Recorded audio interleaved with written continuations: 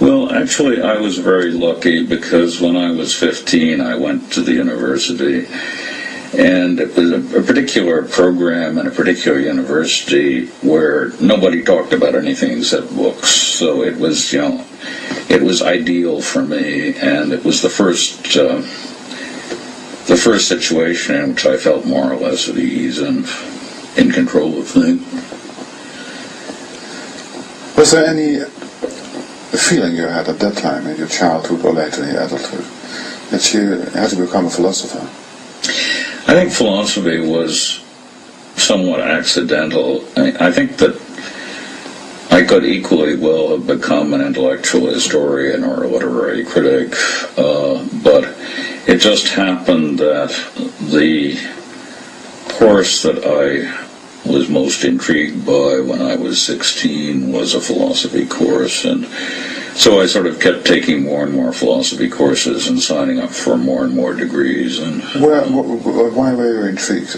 Because of I think because of the sense of mastery and control that you get out of philosophical ideas. You get the impression from reading philosophy that now you can place everything in order or in a neat arrangement or something like that, and this gratifies one's need for domination and compensation of the shyness.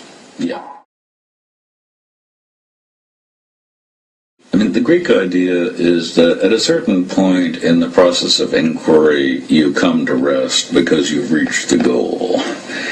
And the pragmatists are saying, we haven't the slightest idea what it would be like to reach the goal. The idea that the aim of inquiry is, conformity to correspondence to reality, or seeing the face of God, or substituting facts for interpretations, is one that we just can't make any use of. All we really know about is how to exchange justifications of our beliefs and desires with other human beings, and as far as we can see, that will be what human life will be like forever. So pragmatists regard the Platonist attempt to get away from time into eternity, or get away from conversation into certainty, as a product of an age of human history where life on Earth was so desperate and it seemed so unlikely that life could ever be better that people took refuge in another world. Pragmatism comes along with things like the French Revolution, industrial technology, all the things that made the 19th century believe in progress. When you think that the aim of life is to make things better for our descendants rather than to reach outside of history and time, it alters your sense of what philosophy is good for.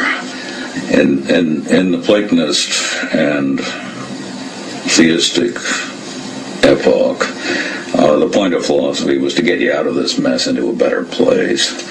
And God. The realm of Platonic ideas, the contemplative life, something like that. And the reaction against this Greek Christian pursuit of blessedness through union with a natural order is to say there isn't any natural order, but there is the possibility of a better life for our great-great-great-grandchildren. That's enough to give you, all the meaning or inspiration or whatever that you could use. Hans Bloemberg, in a remark that impressed me enormously, that this was a sort of turn in the culture of the West, and I really believe that. I mean, I think that it had to do with simple improvement of material conditions. When we got a comfortable bourgeois existence for large numbers of people, the bourgeoisie was able to think not about escape from the world and pie in the sky, but about creating a future world for future mortals. This seems to me to have been, a great improvement. If you call yourself a pragmatist philosopher, what do you mean? Pragmatists say we should stop thinking in Greek terms, not think in terms of a distinction between appearance and reality, or between mind and body, or between intellect and sense, but think of ourselves in the wake of Darwin as what Nietzsche called clever animals who find cleverer and cleverer ways of talking about what's going on and clever ways of dealing with what's going on, but never do anything like, penetrating beyond the world of the senses or penetrating beyond appearance to reality or ascending from the body to the mind or anything of that sort.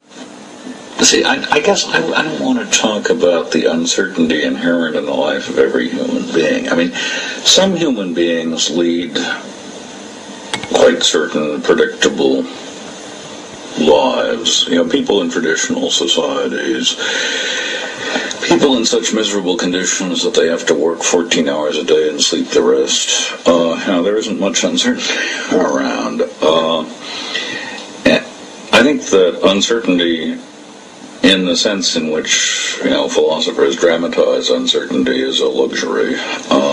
It's the kind of thing you can deliberately induce in yourself for the sheer thrill of it by reading lots of different books and being uncertain about which of them to believe. I think it was unfortunate that pragmatism became thought of as a theory or definition of truth. I think it would have been better if the pragmatists had said, we can tell you about justification, but we can't tell you about truth. There's nothing to be said about it. That is, we know how we justify beliefs. We know that the adjective true is the word we apply to the beliefs that we've justified. We know that a belief can be true without being justified. That's about all we know about truth. And, justification is relative to an audience and to a range of truth candidates. Truth isn't relative to anything. Just because it isn't relative to anything, there's nothing to be said about it. And truth with a capital T is sort of like God. There's not much you can say about God. That's why theologians talk about ineffability. Contemporary pragmatists tend to say the word true is indefinable, but none the worse for that. We know how to use it. We don't have to define it. If you define it in the Nietzschean term, there are no facts, there are only interpretations. Yes, that gives the general pragmatist idea that no description, or if you like, no interpretation, is closer to reality than any other.